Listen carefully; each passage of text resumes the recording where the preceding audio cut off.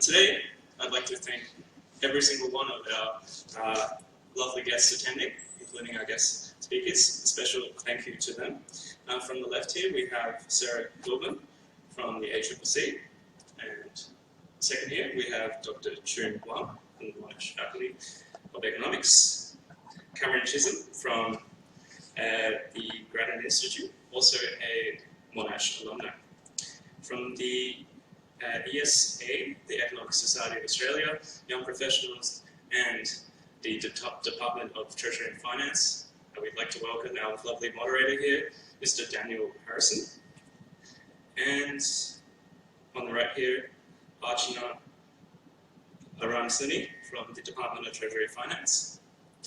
Last but not least, we have our two representatives from Deloitte, Thomas Carroll and Thomas Betts. Thank you all for attending. Now, without further ado, I shall hand over the discussion to our moderator, Daniel. Right, thank you very much, and thank you everyone for having us here this evening. It's a privilege for me to be here. I spent a fair bit of time here myself in these hallowed halls, studying economics. Choon here was my honours coordinator at the time, and now I work for the Department of Treasury and Finance, and I'm also the president of the ESSA Young Professionals. So what we're going to do to start with, I'm just going to go down the line and ask everyone basically to introduce themselves. Just want to ask them, who they are, where do they work, and what do they do at work. So I think I'll start with Cameron. Hi, so I work at Grattan Institute. I've been there about 3 years. And Grattan is a public policy think tank. So I guess our role as economists or people that work in economics is to try and influence the public debate in the direction that we think it should go. And so to do that, we write reports, and they tend to be quite short and sharp. They'll involve pieces of economic analysis, but we try and target them to, I guess, the average layperson. So, the Productivity Commission, in contrast, we'll have a 500-page report, and we'll try and get something that's 30 to 40 pages, and it's a lot more readable. So my role, I guess, is first and foremost an economist. I do a lot of analytical work, and we work in quite small teams, usually 3 or 4 people who be the main contributors to a report.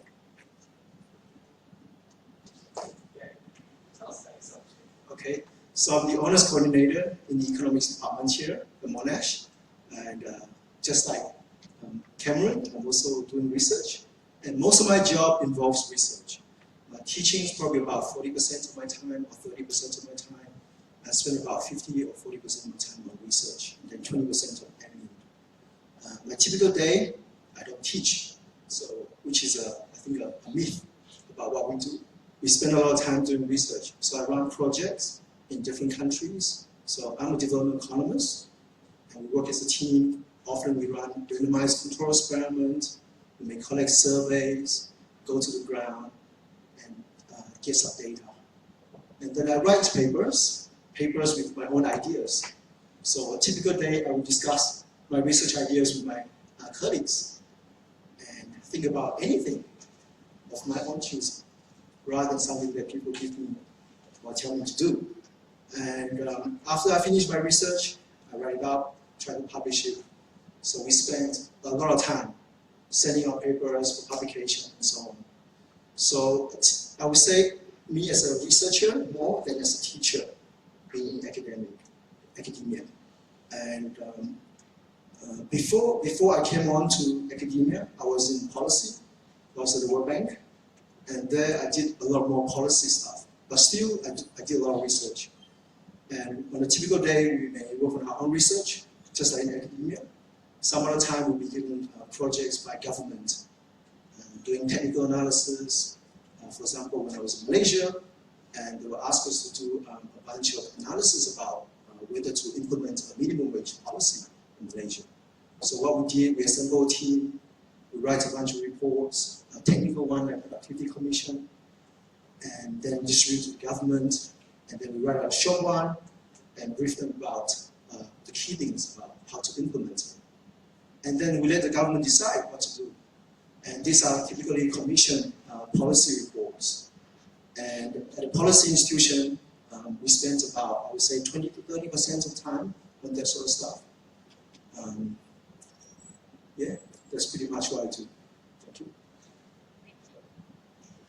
So my name's Sarah. I work at the ACCC.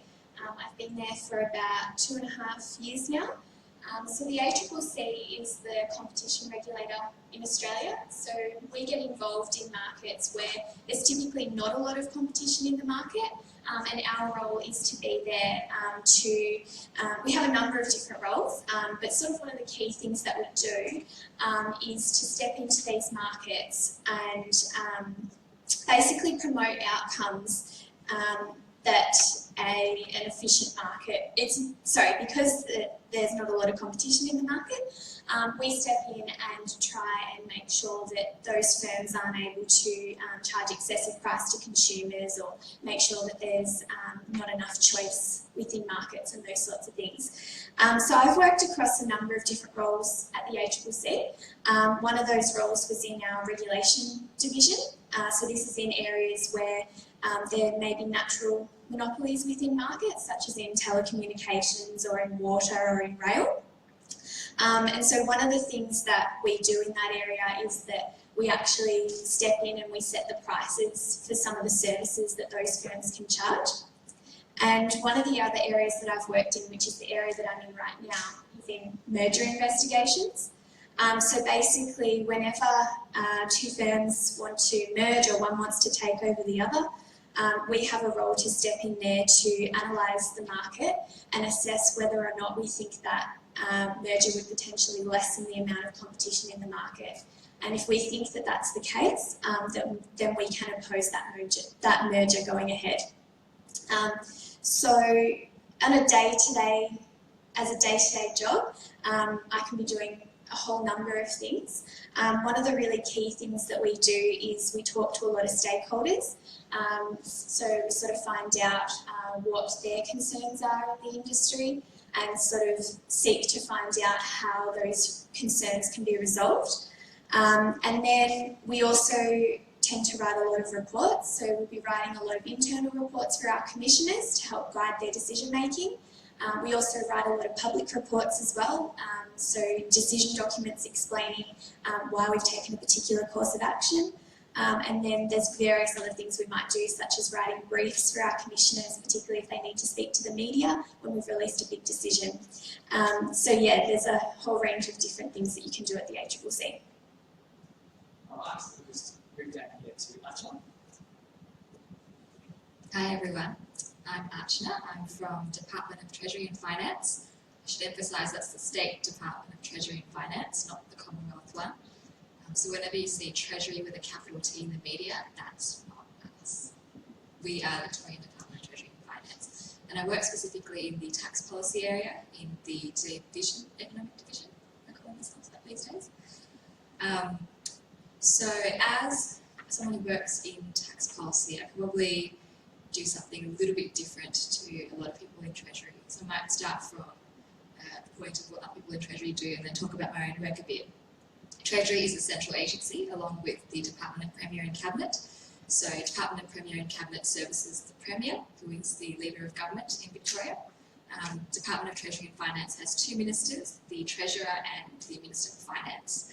So Department of Treasury and Finance has one big fat division called Budget Division, and as you might guess, they put together the state budget every year. Massive amount of relationship maintenance with other departments, all budget bids, all requests by departments for funding go through the Department of Treasury and Finance Budget Division. So there's a lot of areas that deal specifically with certain portfolios. So there's an environmental portfolio, there is a transport portfolio, there is a economic development portfolio, basically one that corresponds to every single department in the Victorian government, and people will become really big experts in certain areas and get to learn about what departments do without actually being in said departments themselves. So I work in the economic division, and our role is to complement what the budget division does. So we provide economic advice to the Treasurer and sometimes to the Minister of Finance. I work in the tax policy area specifically. The this is not so much a central agency role, it is more like a portfolio role. So it is one of the key responsibilities of the Treasurer to set taxes and to monitor tax legislation, administer tax legislation. So what does that mean? I don't know how familiar you guys are with state taxes. So you've probably heard of the big Commonwealth ones, income tax, I can't think of any other Commonwealth taxes. GST, yeah, it's kind of a state tax. Almost, yes. We administer these state taxes, so payroll tax, land tax, stamp duty, which you pay when you buy a house, motor vehicle duties, motor vehicle registration, that's all our kind of business. So on a day-to-day basis, I might be asked to cost a tax policy option. So what happens if we increase said tax? Might be asked to design a brand new tax using economic principles. Might be asked to provide some advice on the impact of a tax policy idea from another department, which is, I guess, a central agency role providing advice in response to other departments. We deal with a fair bit of correspondence from the public, as you can imagine. Tax policy tends to be one of those hot topic areas that everyone wants to have a say on. So we do get a lot of ideas from the public on how to administer taxes, and we have to be careful on how we respond. It can be quite an interesting role. And then in addition to that, we do have our own research projects underway. So while being a policy officer can be quite reactive in nature, Treasurer's office calls and says, hey, I need this information in 2 hours, get on it. We do have our long-term research projects to attend to as well. So that's probably a quick rundown of what I do. Thanks. Hi everyone, my name's Tom. So I work at Deloitte Access Economics. I've been there for a year, just started as a grad about this time a year ago. So Deloitte Access Economics is probably the largest group of private sector economists in Australia. So we have a range of teams ranging from macroeconomics, energy and resources, health and social policy, education, and a few other areas as well. And so we do a lot of different work, mostly for different clients, either in the private sector or the public sector. So we do a lot of work, for example, policy design, policy evaluation, market analysis, helping different businesses or groups to understand regulatory frameworks, just all sorts of things, in other parts of the economy that could affect them. So, yeah, probably most of the work is in specific projects where somebody needs some extra assistance. It might be a government department or a business who are looking at a particular issue that's changing. Maybe there's a technology change, a law change, something's different in the market, and they want some advice, maybe some analytics around what that might mean for them and what they can do about that. In addition to that, we do a bit of our own research work where there's some maybe important policy area that we think is worth highlighting and trying to start more of a discussion about. So sort of following maybe similar to the work that the Grattan Institute does there. So yeah, it's quite an interesting mix, and probably Tom can add to this as well. Thanks, Tom. My name is also Tom. I work at Deloitte. I'm a relatively recent starter, so I started at the start of this year, having previously worked in the state government in education and before then at the RBA. Yeah, I think I don't have too much more to add, but I think it's a really difficult question for us to ask what do you do, because the work is so very diverse. You might be running an evaluation of a particular government program for a state or Commonwealth government client, or you might be working with a private business producing forecasts about a particular market, or forecasts of demand, or estimating prices for a particular market for a particular client. So it's really diverse work. I work in the education team, so we do a lot of work obviously for the state and federal governments, and the work ranges right from early childhood right up to higher education. Yeah, so it's difficult to say what you do, but I think the thing to take from the work that we do is that it's economics based. So ultimately we focus on social policy, economic policy, economic consulting, but ultimately it's economics based, and the language of economics is quite universal and it's applied in very many different contexts. Oh, thanks very much. As I mentioned, after I finished here, I went off to work the Department of Treasury and Finance, and I started off over there in the social policy area, which was a really great place to start off. We did a lot of varied work from public transport to social impact bonds, if you've heard of those. Yeah, it was an enjoyable time, a bit of public housing, so it's very much more of a policy kind of area. And the good part about that was that you have like long-term work, so how can we reform public housing? Like what incentives need to change? What could we privatise it? Could we carve it up? Should we give it away? Interesting questions like that. It's a long kind of term work. And then we had the short-term work, whereas someone has a policy when it comes to Treasury, and we have a couple of days to kind of advise the Treasurer on what Treasury's point of view on that policy is. So it was a good mix. Then I moved up to governmental relations, which is very different work. So kind of taking in the different meetings and information flow between the Commonwealth and the state, mostly dealing with that, and also dealing with things that go across borders like the GST. So that one's particularly interesting if you like ridiculous models. There's the Commonwealth Grants Commission, which carves up all the GST, and their basic view is, well, all the states have different needs, but they don't all have the same funding ability to raise money themselves. So let's imagine everyone does the same thing to raise revenue, but everyone has different needs. What would it look like? And then we'll carve up the money from the GST that way. So it's great we get to make a fake network of roads, like the theoretical network of roads, and carve it up by vehicle kilometres that don't exist. And it's really interesting.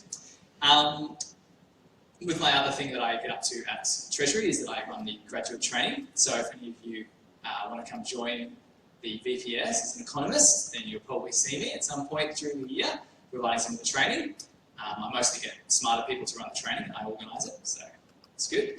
And I also, as I mentioned earlier, was the president of the ESSA Young Professionals. So when you've finished here and you go off to the workforce, the Young Professionals essentially we're there to help you network with other people, get to know other people so you can figure out what jobs are like in different areas around the private sector and government, get some really nice breakfasts with good speakers at low cost. That's enough about that. Before we start, I want to learn a bit about you guys. So really quick, who here is like first year? Okay, second year? Third year? Okay, fourth? Fifth? Nice, excellent. Got a great mix there. All right, so what we're going to be doing is I'm going to ask some questions. So, I work for government, so my idea is that I know what you need, and now I'm going to ask the questions that I believe you need to hear the answers to, because I know best. But as an economist, I also realise that actually individuals know what they need more than I do. So then I'll let you have some questions as well. This way I can fulfil both of my bents. So we're going to start with the first question, and what I want to do here is not everyone needs to answer, right? So if you want to answer, then answer. I'm not going to make you answer the questions, it'll take forever, and if you have to come up with something boring, then we'll just move on. So what was something you are grateful that you did at university, and what would you do differently if you had your time again? So when you think about, what worked well coming from university to the workplace. So you did something at university that worked well, like, passing, it's good. And what didn't you do that you might do differently? So anyone have any potential answers for me on that one? All right. Go Archana.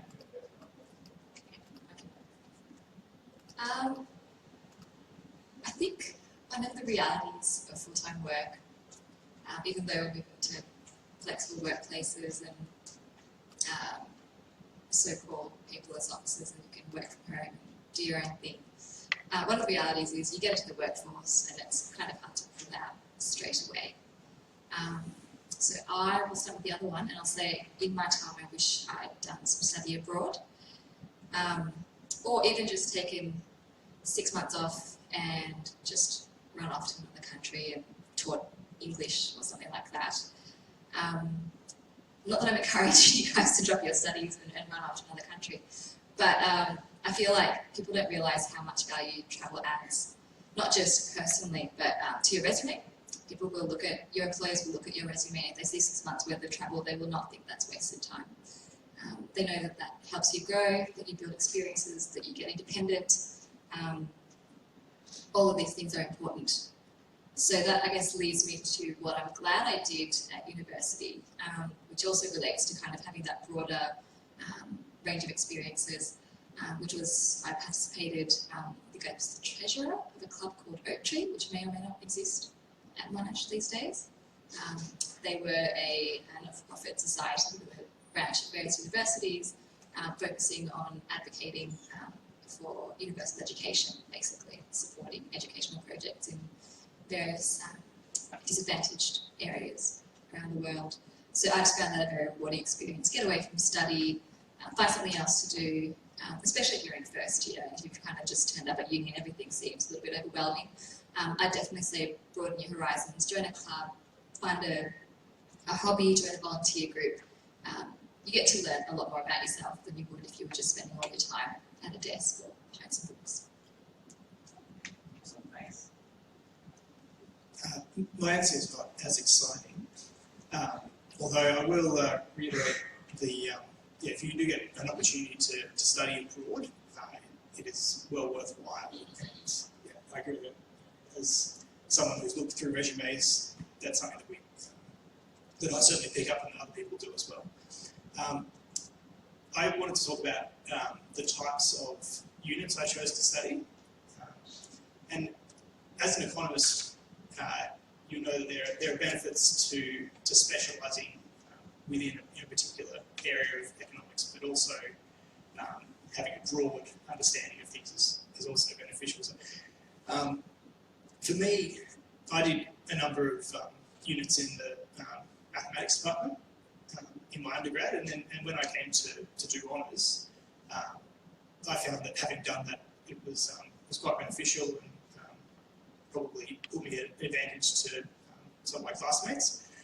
And it's still worthwhile today in the workforce. But I think undergraduate economics, they leave a lot of the complex mathematics out because they don't want to scare people. And then if you go on and do honours or graduate study, they pile it all on. So you don't necessarily have to go and do mathematics, but it's worth considering outside of the faculty what subjects you could do that might help your understanding of economics.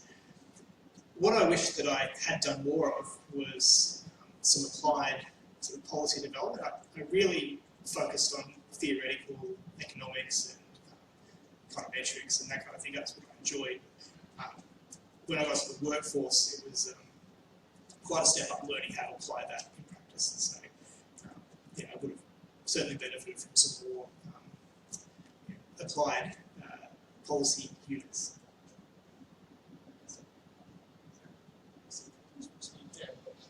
So I just like to echo what Carroll was saying. I think when I was in undergrad, I did a lot of econometrics, data analysis work. But what I sort of regretted was I didn't do enough mathematics. So if you plan to be an academic economist, at some point in your life you have to do a PhD or master's.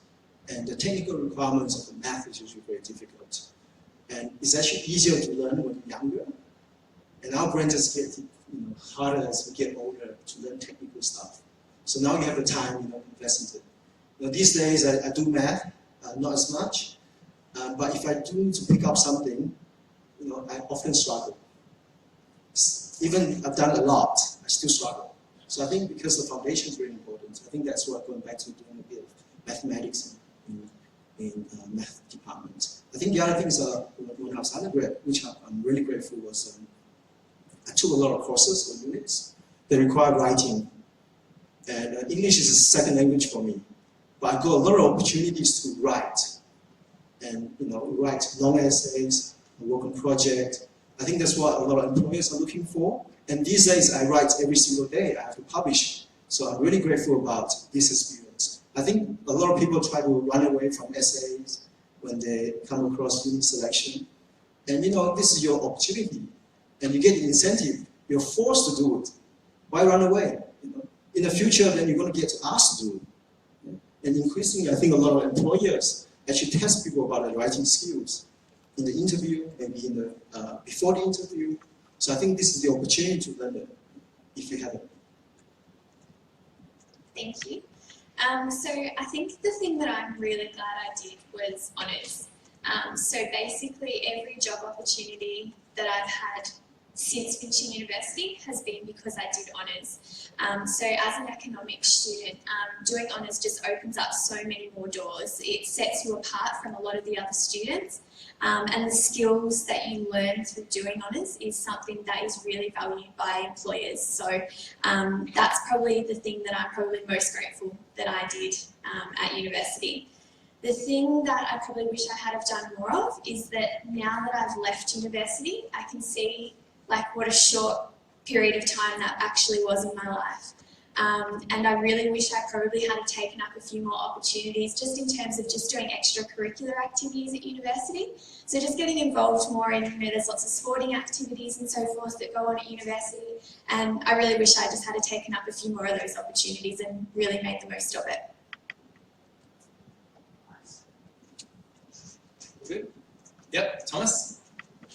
Thank you. I might just also add a couple of thoughts. So both of these are sort of things that I would have chosen to do more of when I was at university. But the first is really around using the resource that is all around you with the other students that you interact with. So at university, especially in economics or in commerce degrees, you're surrounded by so many students, it's sometimes hard to sort of develop a group that you can really discuss issues and discuss economics and really talk about in-depth sort of policy issues and things that are on your mind. And I think you're surrounded by so many people sort of with similar sort of academic studies and have similar thoughts, and sort of really utilising that to really develop your own views and develop your own sort of ways to approach economics, or ways to approach policy. It might not be around economics, but sort of utilising the people around you, I think, is something that I would have liked to have done more. And it's actually quite rare, and fortunately within Deloitte Access Economics, there are lots of economists around, so you can often sort of have those sorts of discussions. But depending where you go, you might not always have economists around you where you can bounce ideas off them or just have those sort of open discussions. So that's one thing.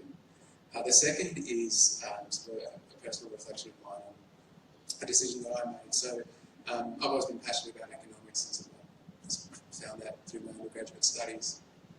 And actually back when I was deciding what to do at my honours level, I decided to do economics honours combined with finance honours. So this is pre-GFC, I'm showing my age here, but this is pre-GFC, and finance was the hot career to go into. It was something that was quite difficult to get into, and lots of students aspired to do it. And for me, I wasn't particularly interested in the subject matter, but I sort of had this idea in my head that it's sought after, it'll mean a good job, it'll be a good career move. But in the end, when it came to actually doing my honours year, it wasn't really particularly fulfilling, and I realised that I didn't want to pursue a career in finance. I wasn't particularly interested in the subject matter, and I feel like going back, I would have really pursued the thing that I was really passionate about, and that would have been economics. Thanks so much. So just to finish off, I'll just round out the panel, but I think the thing that I'm really glad about at uni was taking the time to experiment with sort of different courses and different degrees. I started out doing, I didn't actually know much about economics before starting at uni. I started off in an arts and economics degree, doing a bit of philosophy, and I did that for a couple of years, and then made a jump into economics and science and did about half of the physics degree. And I sort of slowly meandered my way around different courses until until about the end of the third year that I really decided that economics was far and away what I was most interested in and what I wanted to focus on. And then made the decision to do honours and just dove really deeply into that. And I really enjoyed it, but I think it was really valuable taking the time to try a few different things, but then actually when you find something that you enjoy, it's really important to then dive into it wholeheartedly rather than continuing to sort of half try different things and float along like that. In terms of something that I wish that I had done differently, just echoing earlier comments, probably looking for more opportunities to do something like exchange. I did university. I grew up in Canberra and went to university at ANU. I didn't move for university, and then I didn't end up going on exchange despite probably a few opportunities to do so, and that's something that I think would have been really valuable, sort of making sure that you do put yourself out of your comfort zone and take on different kinds of opportunities is something that I would do differently if I had my time again. Thanks very much, and I completely agree with everyone. Honours was excellent for me, and I do wish I'd done more maths before honours. Choon can testify to that. Yeah, I think that was really good contributions, and I started out wanting to be an accountant and then did economics because I had to, and realised I loved economics and did not like accounting. This will be the last question from me before I kind of let you guys just chip in. So we're going to do one for pretty much everyone here. How did you get your first job? Or where did you get your first job, and how did you get it? And a quick tip for people who are applying for jobs, because there might be a fair few among the audience who are looking for a job, on what might help them get a job. So why don't we start down here with Sarah? So probably one of the first jobs that I got through my uni degree was an internship at the ACCC. So I did an internship at the start of my honours year before starting honours. And so that was a really great pathway into the ACCC. So they only offer that program to students who are starting their honours degree that year. And it's a little bit less stressful than applying for the grad program, and it does give you a little bit of a backdoor into the grad program as well, because it's an opportunity for you to try it out, and it's also an opportunity for them to suss you out as well and see if they like you. So yeah, I guess if you are thinking about doing honours and you are really interested in microeconomics and competition economics, then I'd definitely consider trying to do an internship at the ACCC or anywhere else as well. What was the second part of the question? Oh, fabulous. Okay. So my first full-time job was at the World Bank. I got that job and my Monash position together. So the requirement was to need to get a PhD. And these days in all of these institutional, international institutions, the minimum is a master's degree. At the World Bank, because it's very competitive, a PhD is almost an essential degree. So the same for academic position, you need to have a PhD to be a lecturer these days. Without a PhD, it's almost impossible. And to get through that, the first step is to get an honors degree, which I did. And if you do well, and often you can skip a master's degree and go straight to a PhD. In Australia, PhD is about 3 years. I did in the US, in San Diego, it took me 6 years. Okay? Partially because I'm slow.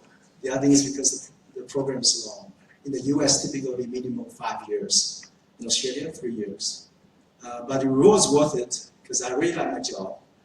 And to get there, the process is long. And competition is very strong. So this year we had 60 people applying for 2 positions in my department. So we do hiring. So me as a faculty member, we go out and hire. And we have people all over the world, 500 plus from Stanford, Harvard, MIT, all applying for just 2 positions. And the interview process is long.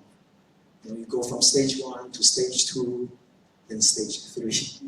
So stage 1, you get probably 500 people competing with you. For most academic positions like that, for 2 slots, or 1 slot. And then you have 6 people shortlisted, and we fly them over from Europe, from UK, from US, South America, have 2 full days of interview. Give a seminar, an hour seminar, and meetings with professor, dinner, lunch, whole day. So at the end, we make offer, usually to 1 or 2. So that's the process I went through to get my job. But the good thing is, there are lots of these jobs out there. It's just a matching process. So every year there's about 2,000 jobs, there'll be like 2,000 PhD candidates applying for these jobs. Eventually the market clears. So the question is, which job do you get? Yeah? Your most preferred or your least preferred? So there's a hierarchy in the kind of jobs we get. Most people want to be in academia. This is why the academic jobs are very, very competitive. And the second ones are policy work. So increasingly, a lot of policy institutions hire people with a PhD. And then third, consulting. Consulting money is good, but hours are long. Academics, money less good, but the hours flexible. So that's sort of pros and cons. And that's kind of the process I went through. I guess kind of echoing that, I did a PhD, but I did it here at Monash. It took me 4 years, not 3. So, although not 6 as well. So in terms of a lot of math. yeah, that's right. So in terms of getting an academic job, if you've done a PhD in say the US, you're up the top of the list compared to doing it here in Australia, for example. So I knew for me that if I wanted to work in academia, I'd be at a bit of a disadvantage, and I was sort of lukewarm anyway. I think you have to really be passionate about research, and I am passionate about research, but yeah, it was going to be quite a long process, I think, into academia for me. And so in my final year of a PhD, I noticed there was a position at Grattan Institute, and I had only just heard of them. I kind of looked up who they were, and luckily they had a job available, and I just thought, send in a CV and see what happens. And there was quite a lengthy process as well. We had to write a paper on a policy issue of our choice. So I spent probably a week doing a paper on the NBN and whether it was a good policy and whether the government should consider alternative ways of funding it and that kind of thing. Fortunately, that was enough to get me an interview, and then the next stage, after I had the interview, I also had to do an analytical task, and they sent it to me on Sunday morning. I had to submit it Sunday evening, and that was enough to get through to the next interview stage and finally get the job. So yeah, I think for me, I didn't have any kind of aspiration to necessarily work at the place like Grattan Institute, but I was lucky enough that there was a position available at the time, and it was something I was interested in. And so I guess in terms of tips, it's always worth keeping an eye on jobs that you might be interested in, places you think it would be fun to work at. Just check, particularly if you're in your final year, and or if you're in honours, that kind of thing. Yeah, just keep an eye on the job market, and when opportunities arise, apply, because most of the time you're not going to land your dream job the first time. It's after you've got a bit of experience that you're going to be a viable candidate for the position that you really, really want. I guess in terms of trying to sell yourself, yeah, there's only so much you can do to make your resume look amazing in terms of the way that you write it up. There's a lot more that you can actually do in your life that will set you apart. And so, as people have already alluded to, things like going on an exchange or being involved in not-for-profit organisations, that kind of thing.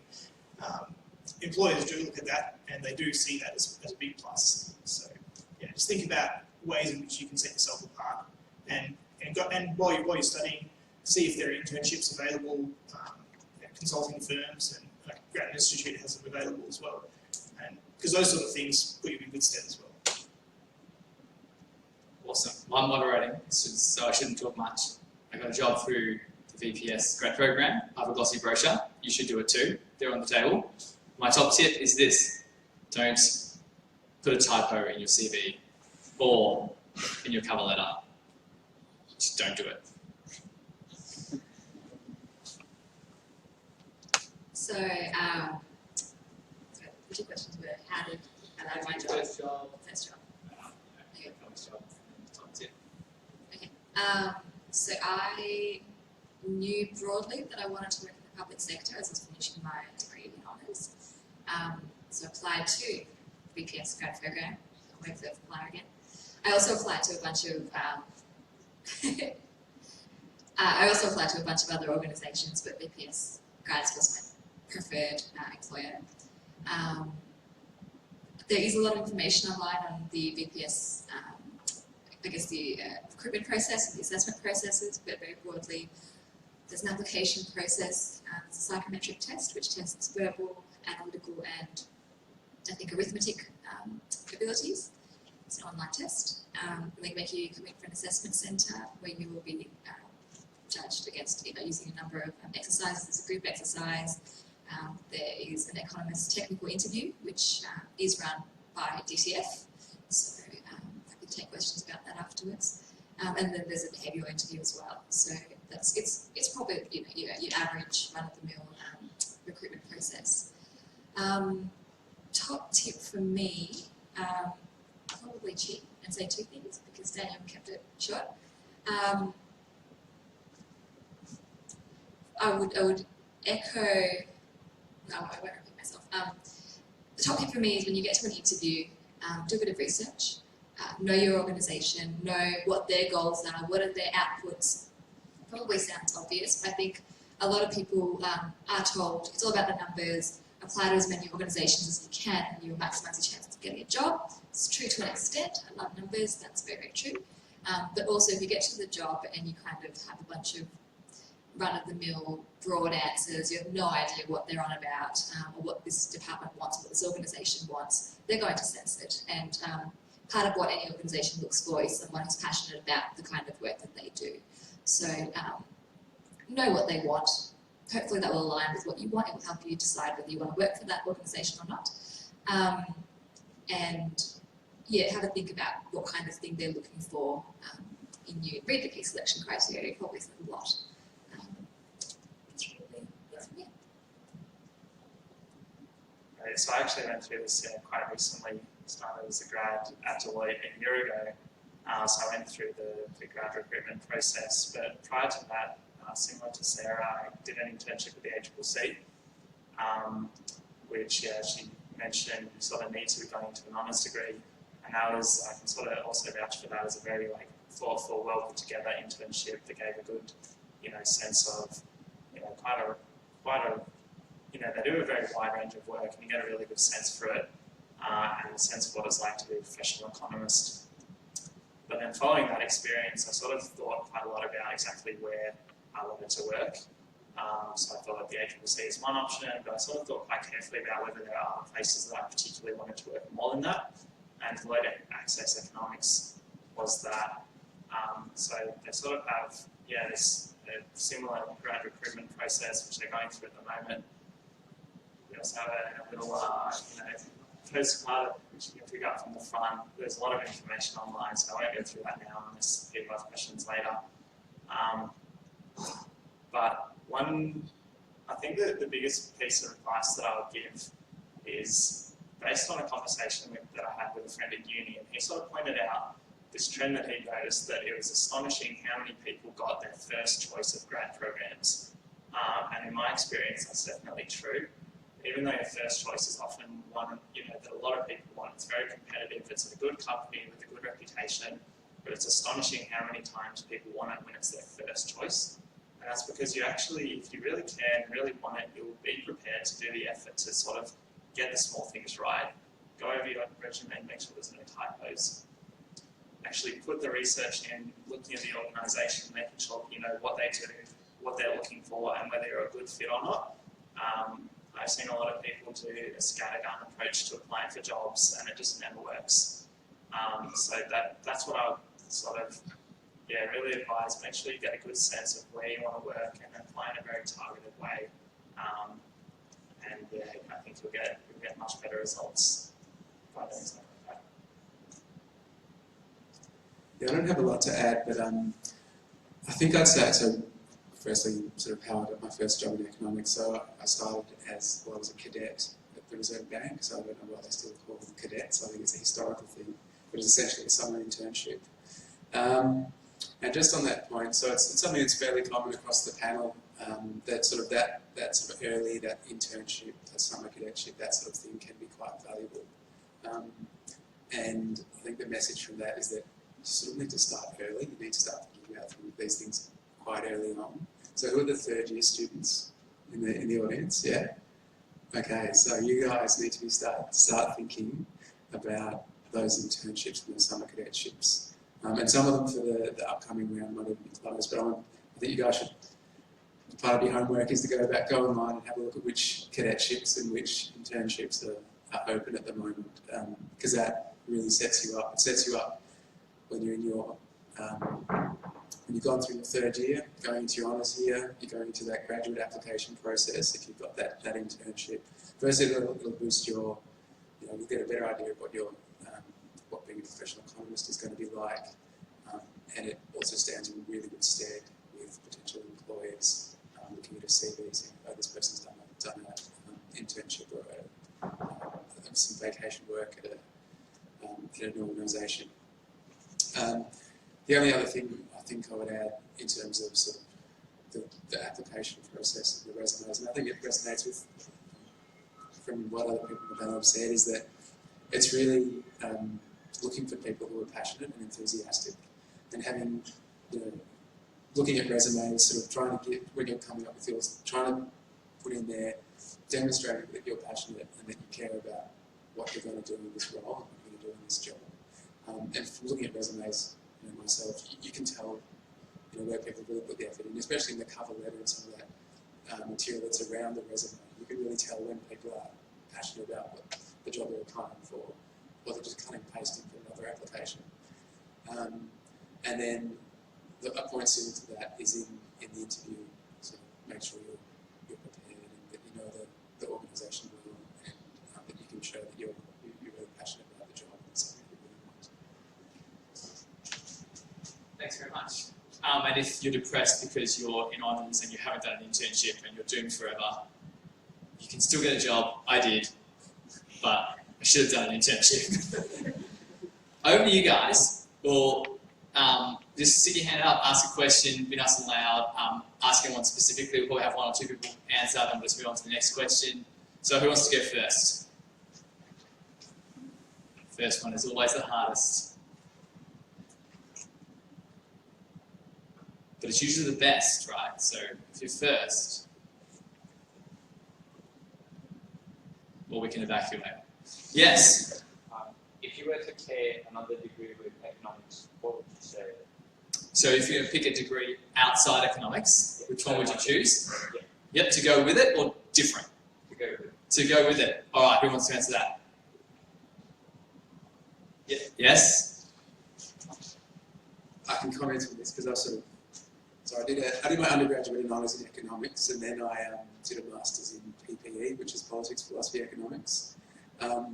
Bizarrely enough, and maybe Tom can also speak to this, philosophy is a really good complement to economics because you sort of use the same tools and techniques. So economics is all about sort of structured thinking and logic and being rigorous in the way you look at things and being systematic. And philosophy is somehow like that as well. So that would be a reflection of mine, that philosophy, especially the sort of parts of philosophy around decision making and logic and some of the more sort of political philosophy, moral philosophy, is actually quite a good match with economics. Fantastic. And Sarah? No, you good? Choon's got something to add. If you want to be in academia as an economist, then I would say pure math. Because if you go to the US, you want to go to top programs, they look at math. They don't even take people with econ states. They look at real analysis, complex analysis. The other option is at Monash you can do econometrics with econ, so that two works together. Great, thanks very much. I was going to say something, but it's slowly drifting from my mind. Oh, there's another thing. As a general note, in my opinion, don't do all your studies at once. Like, I'll do my, undergrad in eco, then my honours in eco, then I'll do my masters in public policy or an MBA, and then I'll go get a job. People really like people with work experience. So obviously you can have a PhD, keep going, but you can always do your MBA or your masters or whatever while you're working. But sometimes you kind of do yourself a disservice if you don't jump in the workforce. Next question.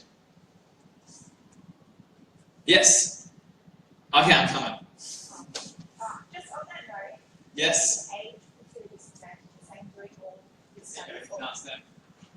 So you're saying that doing all your studies in one go is not a good idea. Do you think age opportunities disadvantage though if you don't? So, as in, And 10 months experience, Yep. it takes a lot more time Yep. to workforce. Does that really disadvantage? okay, yeah, I would, obviously the panel answer, but I would say that that it doesn't, because as long as you're not spending too much of your time taking Archie's advice and sitting on the beach, experience is very, very valuable for employers. They really like people who have experience. So yeah, you might not get your MBA or your Masters or economics or whatever it is till later, but that's fine. And looking around my organisation, it will vary for different organisations, but some people who've done they've got a Masters haven't got as far as people who haven't got a Masters, simply because they've been around a bit longer and they kind of get government or whatever you're working a bit better. So I think it's probably a good idea to do both concurrently. But you shouldn't worry about age. I started as a graduate, as an ancient grad. I think it's true even for doing someone who wants to be a professor, wants to do a PhD. A lot of my students, PhD students, actually do better when they have some work experience. When it comes to research, if you keep going on, unless you do pure theory, even for people who work on theory, you do need a bit of experience. I think experience helps in general. Tom? Yeah, I would just add one thing in terms of, I think you learn a lot through doing an economics degree, but a lot of the skills that you learn are quite focused around sort of analytical skills and problem solving, and as you progress through honours and potentially higher study, you sort of keep those skills and you start incorporating a lot more sort of mathematical analysis. But there's a lot of things which are really important, which are not always part of an economics degree unless you really seek it out. For example, a lot of written and verbal communication. You can almost get through an economics degree, and some people do, without writing an essay. Similarly, you can get through at least an undergrad economics degree without doing a lot of research and without doing a lot of sort of empirical work with like messy real-world data. If you go into the workforce, you just inevitably have to do all of these things, and you learn. So at the moment, I would say, coming out of uni, the first year here, I feel like I'm learning a lot more and a lot more varied stuff than I would at uni, than I would be if I was still at uni doing a Masters. Obviously, at some stage, that might switch around after a few years in your career where you've bolstered up a lot of these other skills. You start craving a bit more of an academic stimulation and a little bit more, you want to go a bit deeper into the theory, at which point it then makes a lot of sense to maybe go back and do a Masters and really solidify something that you're really interested in. Right. Next question. Tom.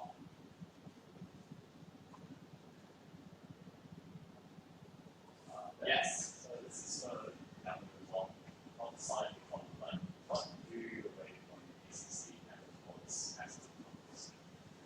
So I think the thing that attracted me the most about open access economics is that, so in economic consulting, you work on a range of different projects, but basically you get brought in because you're always working with another organisation who have a really tricky economics problem, and they want someone to come in and sort of help them through it, give them some advice or perform an evaluation. But it's always something that's really interesting, that's something new, challenging, that they want some guidance with and some external voice on. So what that means is that you're always working on really challenging problems, stuff that's new. If it's the bread and butter of an organisation or a department, they'll usually do it themselves. So that's one thing. It's very fast paced. So you work on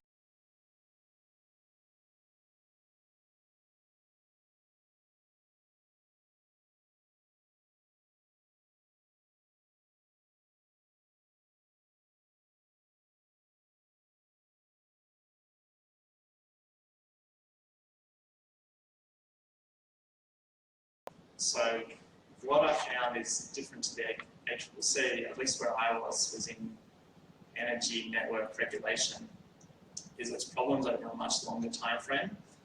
So you have this sort of 5-year regulatory cycle, and you're preparing documents and you're doing research, and it feeds into this much longer time horizon. And there's pros and cons with that.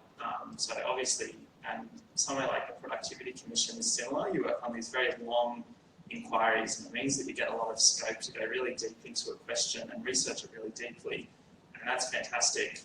But what I was more drawn to was this sort of more fast-paced environment where you have to learn something really quickly, master it, deliver it, and then move on to another interesting challenge. ACCC, want to respond to that? So I think conversely to what Tom was saying, I think the thing that I really like about working at the ACCC is that we're the ones that are actually driving the project. So you get to be involved from the very start to the very end, and you really get to take on that real strategic direction of the project. So how are we going to approach this matter? What are we going to do next? So that's something that I actually really like about the ACCC. I agree, sometimes I've worked in a couple of different areas of the ACCC, and in the regulatory side, you definitely work on longer term projects. I finished up a project middle of last year when I was working in water regulation, and I'd worked on that advice for almost 2 years. So that was quite a long process where you're talking to a lot of different stakeholders. You need to release a draft report for consultation. You go back to take all that feedback into consideration and then release a final decision. However, I've just moved into merger investigations probably about 4 or 5 months ago, and that is completely different. So in merger investigations, we have to work to a really tight time frame. We really need to work within sort of a much more of a commercial time frame, because these parties really want to get this transaction cleared so that they can move forward and actually go ahead with the merger. So quite often, a lot of our decisions, we can only have about 6 to 12 weeks to make the decision.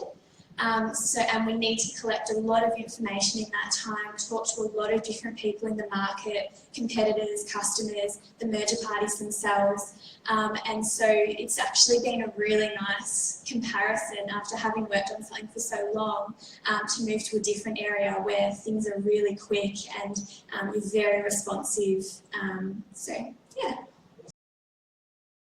Thanks very much. Got another question? Yes.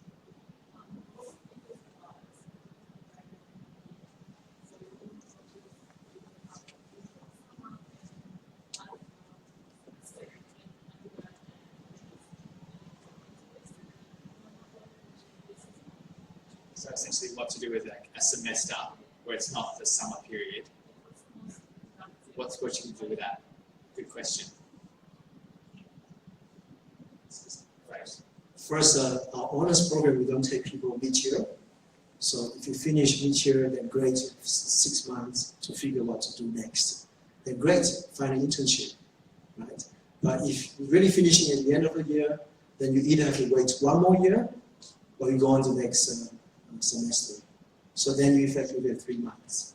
So I think that's constrained by the kind of program you're looking for. I think the more relevant question is, should you take a gap year? I think that's more relevant. Yeah? So for example, you finish your undergrad 3 years, should you wait a year for, before you start honors? My advice usually no, okay? But I think there are lots of advantages of taking a gap year, like traveling and so on. Going back to this issue of your brain just get older, so it's easier to do things when you have a short break. A break is good. If it's too long, sometimes it takes a bit of time to catch up again. So, I mean, that's from an honest perspective. Yeah? And probably you guys have other advice about how we should go. So essentially, take some time off, then do an internship, and then come back and do honors. I think it's what's Choon saying? Or, work at a cafe for a few months, then go on holiday, then do an internship, then come back. I think there are other options rather than internship. For example, if you're really keen on doing honors, and you have some relationship through your classes, with your supervisor, not through as instructors, maybe try to find a RA position, work on small projects, and helps. Or tutor.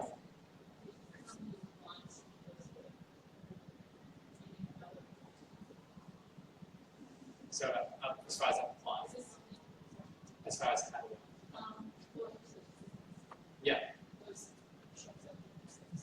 There is no formal process. But I think it's through network, going back to the advice given earlier. If you have people, usually it's easier. And this is why I think we sort of, I didn't say this earlier about tips for applying for jobs. Often you need letters of recommendation. And this is what separate honors from undergrad. In honors, you have a supervisor, you have me as a coordinator, you have another research paper coordinator, you have 3 people to write you strong letters, and we see how you grow over the whole year. And we can write really, really strong letters. As an undergrad, if you're lucky, you see a professor a lot, you get to interact with the children a lot, maybe they can write you a strong letter. And that's where the relationship comes, right? If you go to classes a lot, you're interactive, and they get to know you, then maybe you have opportunities. I think in the job it's the same. You're meeting clients and talking to people, and I think it's not, you cannot run away from networking. Yeah, hopefully that kind of answers your question. Is a tough one, but like if you did get a job, like the graduate program can start early, but it's pretty hard, Archana, to like extend an internship. Is that generally? I'm going to go out on a limb here, and this is not going to be perhaps very specific advice. If you've got the time, the energy, and you're really keen on actually getting some work experience, if you've got sort of contacts that you mentioned, that's great. If you don't, cold calling is not the worst way to go. Think about what organisation you want to work for. Find out, you might need to dig a bit, but find out who would be the right person to talk to about a job opportunity. They might have an internship available. They might be willing to create an internship if you've got a value proposition for them, if you've been doing some research in an area that might be of interest to them. DTF has in the past taken interns who have contacted us rather than waiting for the summer internship program. It doesn't happen often, and it's usually only when someone's research work or someone's interest coincides exactly with ours, but it does happen. And the intern program generally for DTF is a way to fast track grads. It's for us to sort of say, hey, we like you, come and work for us. We'd like to keep you and hang on to you and not have to fight for you with the grad program. So if we find an intern who's interested in our work and then works for us, and there's a good match there, that's really in our interest. So that's just DTF. I wouldn't be surprised if that was true of other organisations. That said, no guarantees. I don't think it's a terrible way to go though. But yes, what Dan said about the grad program is also true. You would be able to start early if you'd already applied. That's the surest way to go. Excellent. We have time for one more. So, okay, I'm going to take both, just because I can. So, let's go, you first. What would be your recommendations for internship? Great question. Who wants to take it? Yes. DTF specifically, we do take interns who are not citizens or not residents. We would eventually like people to become residents. If you have a residency on the way, that's great, because we'd love to see you back for the graduate program, and you do need to be a citizen for the graduate program. But if all you're doing is looking around and trying to find what you want to do next, and you think your interests and your skills and attributes coincide well with ours, that your lack of the residency will not stop us from considering you.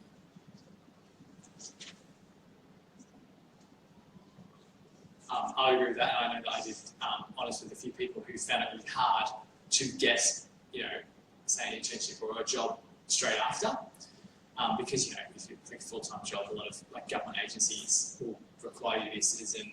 Some of the private sector who do a lot of work for government will require you to be a citizen, so it can be quite difficult. But there's a lot of also private sector jobs who are more likely to accept you for that. As Archana said, you get an internship, that'd be a good place to start. I thought I had some other pearl of wisdom, it's not coming. What was your question? You guys are in bigger structures where they private or public. Would you suggest that transitioning from, say, a student to an internship to a grad role to a more specific longer-term position? Would you suggest it's quite a vertical transition in that if I get an internship somewhere, I'm going to have to kind of follow that pathway? There's lots of potential for horizontal transition from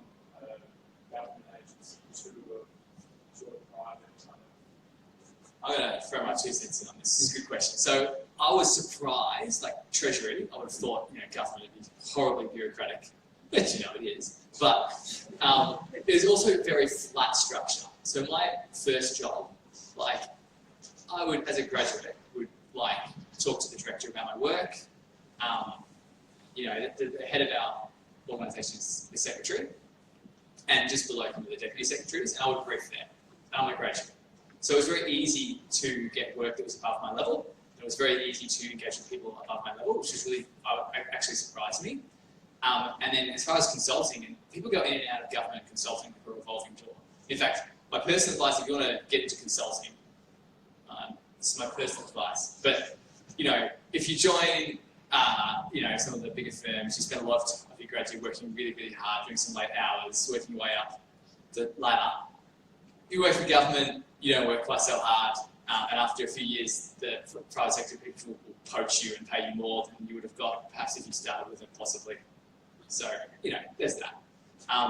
Who wants to add to that? Or counter that? I don't think I'll counter that. I think you just described my career, but I think historically, and I think previously, there was a sense that moving into government and then leaving those doors shut behind you. But I think that's sort of changing, and I think there's a lot of movement now backwards and forwards, whereas previously, even 10, 15 years ago, perhaps a little bit different. So I think, and I think even just there are people that sort of move around a fair bit, and I don't think it's that linear that you have to stay within one organisation, backwards and forwards. Anyone else? I'll just add just very briefly to that. If you look inside Deloitte Access Economics, there's across people who are sort of in the senior manager or even higher leadership roles, there's a big mix of people who've started as a graduate and just worked their way steadily. They've enjoyed working at Deloitte and they've never left, and they've sort of spent their entire career there. Other people have sort of left, done a PhD, come back. There's people who've just come in from government. There's also a lot of opportunity to move to different parts of Deloitte, which is such a large organisation, of which Access Economics is one small part. And so there is also movement, for example, from a consulting area or a tax area into economics or the other way. So I'd say, it's a pretty open-ended, pretty open-ended wherever there's a lot of opportunities. I think there's a misunderstanding in general that it's very rigid. So indeed it's not. So there are a lot of examples in academia too, where the professor, like adjunct professor Rob Medic, he used to work for ABS when he first graduated from Monash. And then he went on to do a PhD and become a professor for many years. And then he moved to the private sector and consulting for Commonwealth security. And then he back to academia, then go to the government. So I think the key thing is you need to accumulate a lot of skills on the job and continuously meeting new people, continuously learning new skills. So the door never shut. I started in World Bank in policy and research, now in academia. A lot of my former colleagues at the World Bank, they used to be professors. And they decided to join the World Bank and do policy stuff. And some of them eventually went back to academia. So it's never, there's always opportunities. If you meet new people, you have new skills, they always open up a new window. Fantastic. Well, thank you very much for your questions. I know that I've enjoyed answering a few of them, and I'm sure the panel has enjoyed it as well. I'm just going to pass over to Choon now, who's going to give you a quick chat, and then we're going to pass back to ESSA. So, because I'm here to play double roles as career panels and also to promote our honors program a little bit. So I won't take you much time.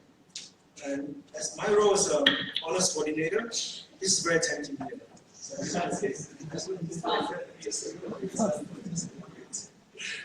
Okay. So as you heard throughout the conversation, honors catch on now. I think most of us here have an honors degree. And the way to think about it is it's not necessary for a lot of jobs, especially in the private sector.